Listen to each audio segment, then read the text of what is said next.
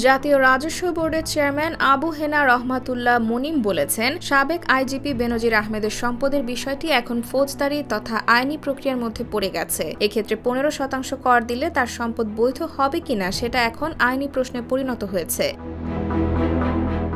রাজধানীর ওসমানী স্মৃতি মিলনায়তনে বাজেট উত্তর সংবাদ সম্মেলনে এসব কথা বলেন এনবিআর চেয়ারম্যান। বাজেট প্রস্তাবে আগামী জুলাই মাস থেকে 15% কর দিয়ে বিনা প্রশ্নে 1 বছরের জন্য কালো টাকা সাদা বা বৈধ করার সুযোগ দেওয়া হচ্ছে। এ প্রসঙ্গে প্রশ্ন করেন এক সাংবাদিক। জানতে চান, বেনজিরের মতো ব্যক্তিরা সম্পদের 15% কর দিলে তাদের আয় বা সম্পদ বৈধ হয়ে যাবে কিনা।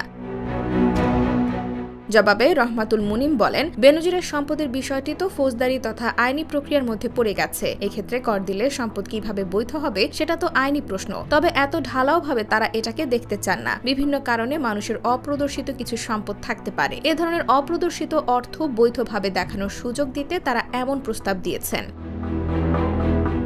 সংবাদ সম্মেলনে আরেক সাংবাদিক জানতে চান, পুলিশের সাবেক মহাপরিদর্শক বেনজির আহমেদ সহ সরকার ও প্রশাসনের উচ্চ পর্যায়ের অনেক ব্যক্তি রয়েছেন যাদের সম্পদের উৎস নিয়ে প্রশ্ন রয়েছে। তারা সরকারের গোয়েন্দা চোখ ফাঁকি দিয়ে কিভাবে এমন পর্যায়ে গেলেন? এখন বেনজিরের মতো ব্যক্তিরা সম্পদে 15% কর দিলে তাদের সম্পদ বৈধ হবে কিনা।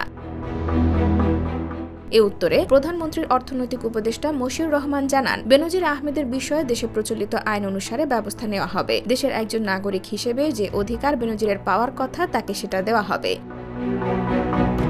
বেনজির আহমেদের বিষয়ে অনুসন্ধান চলছে জানিয়ে মশিউর রহমান বলেন, দুদক এই বিষয়ে তথ্য অনুসন্ধান করছে। অনুসন্ধান শেষে প্রচলিত আইন অনুসারে ব্যবস্থা নেওয়া হবে। তবে অনুসন্ধান প্রক্রিয়া শেষ করতে হবে। এ বিষয়ে জিজ্ঞাসাবাদের জন্য দুর্নীতি দমন কমিশনে হাজির হতে বেনজির আহমেদ সময় চেয়েছেন। তাকে সময় দেওয়া হয়েছে।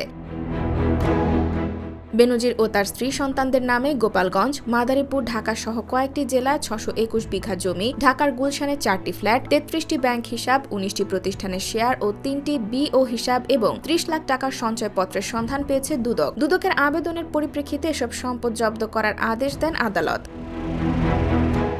আদালতের ওই আদেশ আসার আগেই গত 4 মে বেনজির আহমেদ দেশ ছেড়েছেন বলে আইনশৃঙ্খলা রক্ষাকারী বাহিনী ওই সূত্রে জানিয়েছে। IBTV USA, New York।